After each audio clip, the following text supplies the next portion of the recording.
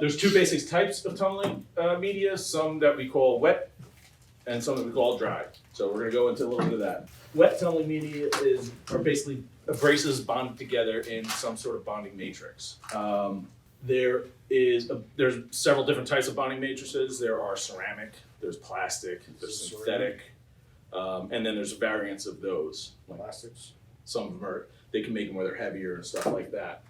An abrasive process such as deburring or deflashing, the bonding agent is set up to just break down slowly and release abrasives slowly.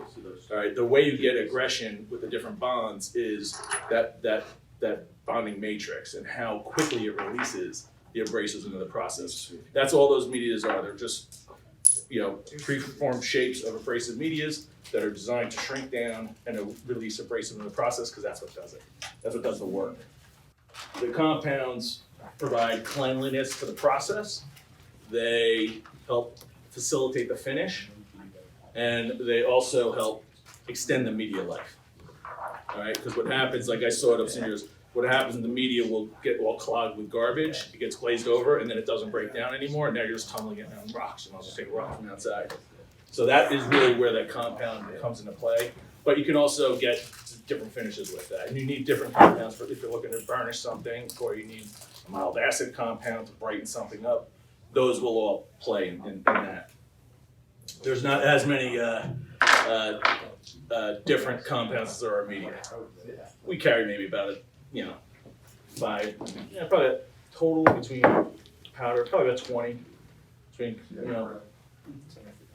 between liquids, powders, and creams.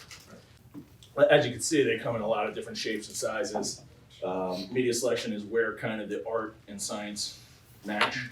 And that is really the mysterious part for people. Like, you tell someone there's 10,000 different combinations you can use. Like, where do you start, Like, you need 100 years of, 100 years of experience will tell you where to start. So that's been pretty good. The specific media recommendation is based on several factors, such as the material, whether it's metal, plastic, wood, how big the part is or small the part is, the general shape, the general geometry, if there's any features, holes, slots, anything that you need to kind of look at. That's all going to take into consideration. There's some simple parts here. Doesn't matter what media you use. They'll be fine, which shape or size, but the bond will be the more important thing. But when you get into the manifold and stuff like that, then that's when you really have to start worrying about shape and size. So the other type of media are dry tumbling medias. With dry tumbling medias, you don't use any water. These are typically much lighter than the wet tumbling media. And will generally be less abrasive and will typically provide much higher polishes. So like I was saying before on this acrylic part, that was tumbled in the second step with a dry polishing media for a longer period of time, and that's what provides that really high finish on there. This was a company that was started back in 1865 by two brothers walking home from the Civil War. They were in one of the Maine regiments, and noticed that everybody walking home from the war just had their feet wrapped. They didn't have shoes, so they needed a business to start. So what business would you start, right? No, not shoemaking. So they started making shoe pegs. And if you've probably seen them around here, high-end cowboy boots are about the last ones that are using, where they use pegs to connect the sole to the boot, right? So we actually still sell some shoe pegs to some of these companies.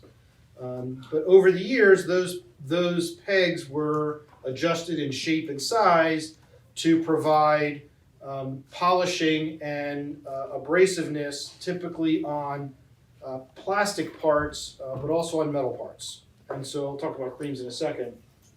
But the hardwood media is something that is unique to Kramer Industries.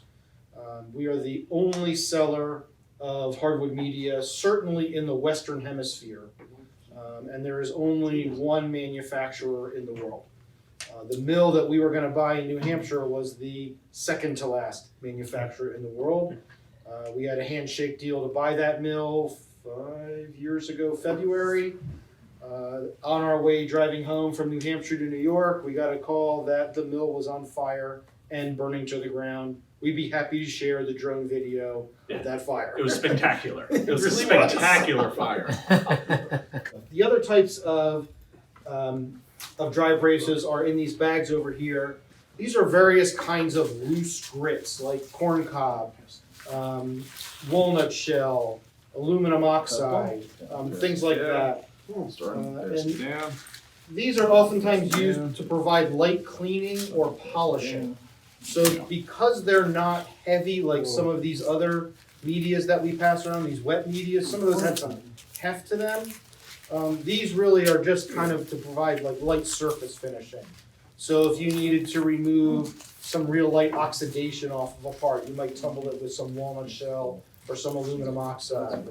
Or a lot of people that do stamping, with stamping oils, they'll use corn cob to kind of clean the part and things like that.